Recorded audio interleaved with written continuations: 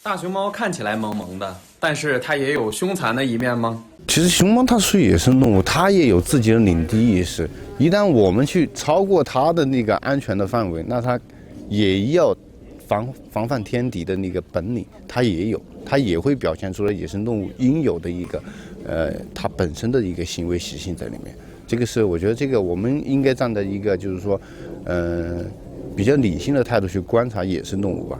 你不要把野生动物想到哦，我这个是动物，它这个长得这么可爱，肯定没事。不要被动物的，就是说所谓的我们觉得那个动物安全的、没问题的，都不要去轻易的去尝试的去侵犯那个野生动物。其实野生动物它都有自己的一个保护自己的行为。